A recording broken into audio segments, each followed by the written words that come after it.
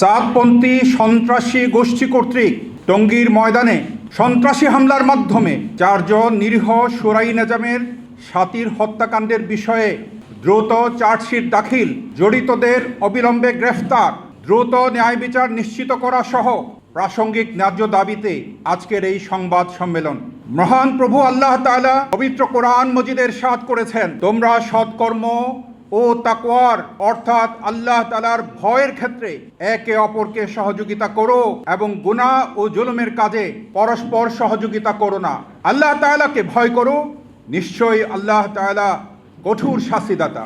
উক্ত বিতর্কিত মাওলানা সাদ সাহেবের আদর্শীয় অন্ধ অনুসরণকারীরা 2018 সালের 1 ডিসেম্বর প্রকাশ্য দিনের আলোতে টঙ্গী ময়দানে সন্ত্রাসী হামলার মাধ্যমে একজনকে হত্যা করে এবং হাজার হাজার নিরীহ দাওয়াত তাবলীগের আলেমী শুরার সাথী ও টঙ্গী ময়দানস্থিত মাদ্রাসা সহ বিভিন্ন মাদ্রাসার ছাত্রদের আহত করে, এই বিষয়ে আপনারা সর্বজ্ঞাত আছেন।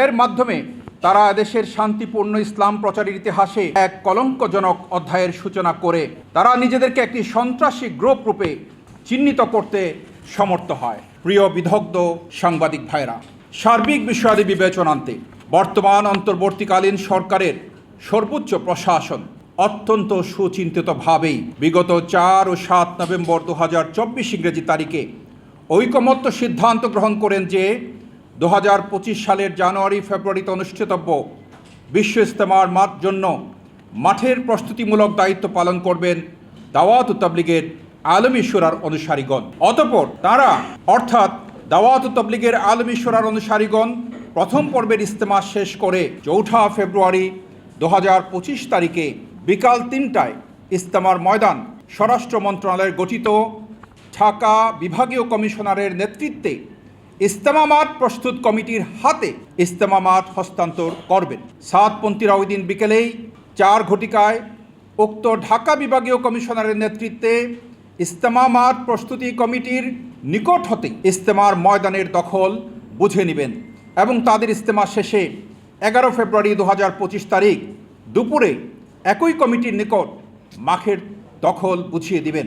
কিন্তু সন্ত্রাসী সাদ বাহিনী সরকারি উক্ত সর্বসম্মত সিদ্ধান্তকে বৃদ্ধাঙ্গুলি দেখিয়ে উক্ত সিদ্ধান্তের সম্পূর্ণ বিপরীতে অবস্থান নিয়ে টঙ্গী ইজতেমা ময়দানে 20 থেকে 24 ডিসেম্বর 2024 তারিখে সাতপন্থীদের 3 চিল্লার সাথীদের জোড় অনুষ্ঠিত হবে মর্মে মিথ্যা ঘোষণা দিয়ে অনলাইন ও অফলাইন প্রচারের মাধ্যমে তুরাগ নদীর পশ্চিম পাড়ে অবস্থিত বেলাল মসজিদে হাজার হাজার সাতপন্থী দেশীয় অস্ত্রশস্ত্র সহ সমবেত করে অত্যন্ত সুপরিকল্পিতভাবে 2024 সালের 17 ডিসেম্বর দিবাগত রাতে 1 ডিসেম্বর 2018 সালের একই কায়দায় টঙ্গীর ইজতেমা ময়দানে ঘুমন্ত ও তাহাজ্জুদ নামাজরত সুরাই নেজামের সাথী ওলামায়ে মাশায়েখ ও ছাত্রদের উপর নৃশংস বর্বরোচিত হামলা চালায় এবং 4 জনকে হত্যা করে শত শত সাথীদেরকে মারাত্মকভাবে আহত করে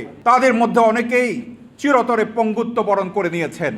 অত্যন্ত দুঃখ ও পরিতাপের সাথে জানাচ্ছি যে উক্ত বর্বর পাশবিক হত্যাকাণ্ড ঘটানোর সুদীর্ঘ 9 মাস গত হলেও আজ অবধি এত বড় একটি প্রকাশ্য হত্যা মামলার চার্জশিট দাখিল হয়নি। এজাহারভুক্ত 29 জন খুনের আসামিরা প্রকাশ্য দিবালোকে বুক উঁচিয়ে ঘোরাফেরা করছে এবং ফেসবুক সহ বিভিন্ন মাল্টিমিডিয়াতে প্রকাশ্যে তাদের বিরুদ্ধে চার্জশিট হবে না মর্মে ঘোষণা দিচ্ছে। ফলে হত্যা মামলার বাদী, শহীদ পরিবার এবং আহতদের মনে এই সন্দেহ দানা বাঁধছে যে এত বড় একটি খুনের মামলায় আদৌ কি চার্জশিট দাখিল করা হবে না? ন্যায় বিচার আলোর মুখ দেখবে না, নাকি বিচারের বাণী নিভৃতে কাঁদবে? আমাদের সুনির্দিষ্ট দাবিসমূহ: 1. টঙ্গী হত্যাকাণ্ডে দায়ের করা মামলার নিরপেক্ষ তদন্তকারীর মাধ্যমে দ্রুততম সময়ে সঠিক তদন্তক্রমে দ্রুত চার্জশিট প্রদান ও দ্রুততার সাথে ন্যায় বিচার নিশ্চিত করতে হবে। 2. তদন্ত কার্যক্রম ব্যাহত করত চার্জশিট প্রদান বিলম্ব করার হীন উদ্দেশ্যে গভীর ষড়যন্ত্রে নিয়োজিত গাজীপুর মেট্রোপলিটন পুলিশে কর্মরত সাতপন্থী 2 জন সুনির্দিষ্ট পুলিশ কর্মকর্তাকে অনতিবিলম্বে প্রত্যাহার ও বদলি করতে হবে। 3. কুখ্যাত খুনি গডফাদার ওয়াসিফুল ইসলাম আবদুল্লাহ মনসুর, ওসামা, মোয়াজ বিন নূর, এর্তেজা, মিরপুরের মিজান, আতাউর, সায়েম, স্বর্ণ মিজান, হাসানুল হায়দার, ওয়াসিউদ্দিন, রেজাউল করিম, ডক্টর আব্দুস সালাম, লিয়াকত সিদ্দিকী সহ সকল এজাহারভুক্ত ও এজাহার বহির্ভূত আসামিদেরকে দ্রুত গ্রেফতার করতে হবে। 4 গ্যাজেটের মাধ্যমে কাকরাইল মসজিদের ন্যায় বাংলাদেশের সকল মসজিদে দাওয়াত ও তাবলীগের নামে সন্ত্রাসী সাতপতিদের সকল কার্যক্রম চিরতরে নিষিদ্ধ ঘোষণা করতে হবে।